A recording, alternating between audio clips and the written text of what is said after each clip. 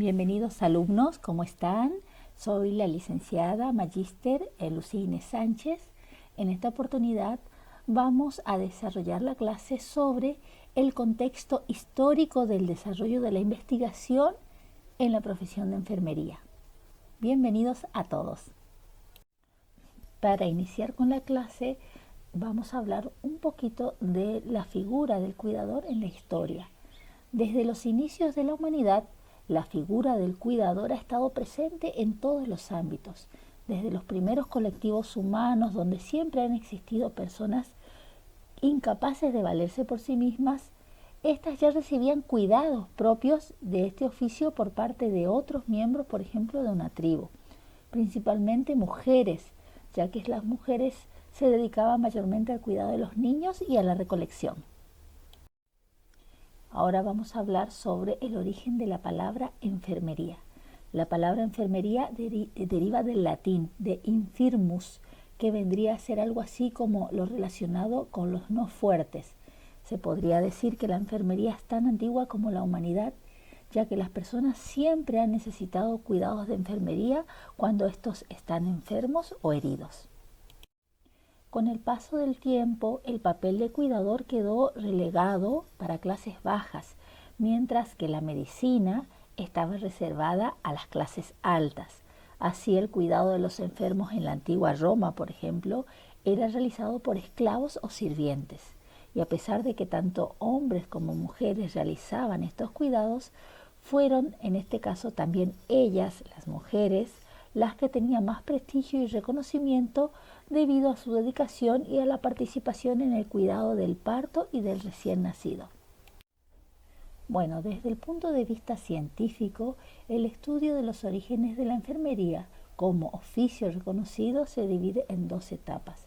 La primera etapa, que comprende desde las primeras culturas existentes hasta el siglo XIX, nos habla del enfermero entendido como una persona que brindaba cuidados a enfermos o a otras personas incapaces de valerse por sí mismas. De esta etapa se conocen pocos detalles, ya que prácticamente no existen fuentes ni testimonios escritos. Por lo tanto, todos los conocimientos del oficio se realizaban mediante la transmisión oral y el aprendizaje práctico. En la Alta Edad Media, que es el período que va desde el año 500 al 1000 después de Cristo, en este momento y hasta el Renacimiento surge la etapa oscura de la enfermería. Esta etapa se caracterizó por una salud pública nefasta, constantes guerras, numerosas pandemias, con el consecuente aumento de la mortalidad de la población. La mujer quedó excluida totalmente de la vida social y relegada en la casa. Luego, en la Baja Edad Media, que es el periodo que sigue a continuación desde el año 1000 al 1500 después de Cristo, la enfermería fue dominada por la religión. Se creía que la enfermedad era un castigo de Dios por los pecados que se cometían, y la única manera de curar a alguien era a través de la oración, pidiendo perdón. La enfermería tuvo su peor momento debido a esta idea, ya que se convirtió en una ocupación religiosa, por lo que su progreso científico fue considerado innecesario. En la Baja Edad Media, del año 1000 al 1500, surgen a través de Europa numerosas órdenes militares de enfermería o del cuidado de los enfermos, sobre todo en las guerras, comandadas por hombres mayoritariamente. No fue hasta el 1633 cuando San Vicente de Paul fundó las Hijas de la Caridad, y aquí las mujeres comenzaron a tener un rol más protagónico en lo que sería la enfermería organizada. Hacia el 1500 se inició el desarrollo de estos servicios hospitalarios en Europa, en España y Francia. Hacia el año 1500 se inicia lentamente el desarrollo de los servicios hospitalarios en Europa, en España y en Francia propiamente dicho.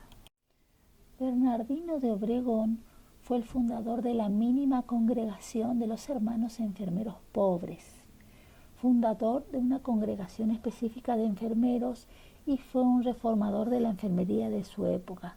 Durante más de 20 años sirvió en los hospitales de Madrid y observó muchas de las carencias que tenía la práctica de enfermería de su época. En el 1617 se imprime un tratado que se llamó Instrucción de enfermeros y método de aplicar los remedios a todo tipo de enfermedades. Fue elaborado por Andrés Fernández, que fue un enfermero perteneciente a esta congregación de los hermanos enfermeros pobres. La finalidad del tratado era conseguir una mejor formación de estos hermanos y a otros jóvenes que deseaban participar y practicar de la enfermería. Hacia la segunda mitad del siglo XVIII se crean más instituciones hospitalarias en Europa y la enfermería empieza a cobrar relevancia. Por ejemplo, en estos hechos históricos, por ejemplo, que los esclavos podrían recuperar su libertad trabajando como enfermeros, y las matronas y las jefas de enfermería trabajaban en las guerras y eran mujeres muy respetadas y muy bien pagadas. Se reconoce el cuidado de enfermería en la asistencia de las personas en las enfermedades infectocontagiosas.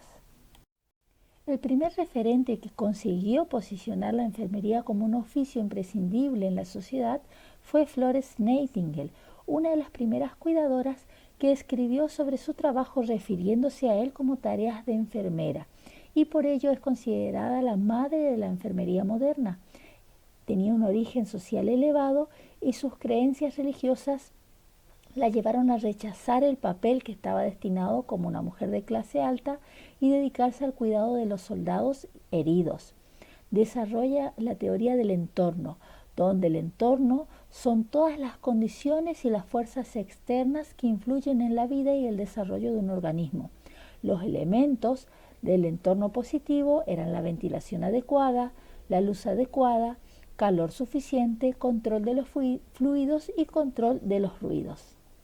Bueno, en 1860 instauró Florence Nightingale los cimientos de la enfermería profesional y estableció una escuela propia de enfermería en Londres, llamada St. Thomas' Hospital, que aún funciona en la actualidad.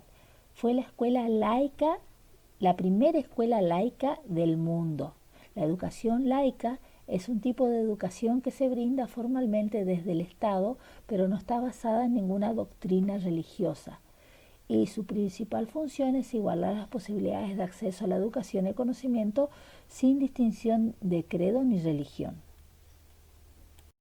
Algunos hechos relevantes en el siglo XIX que podemos mencionar, por ejemplo, es la inauguración de la Fundación Nightingale, la Sociedad de Enfermería de Filadelfia, la Escuela de Formación para Enfermeras, surge la Guerra de Crimea. Nightingale es nombrada presidenta de la Dirección de Enfermería.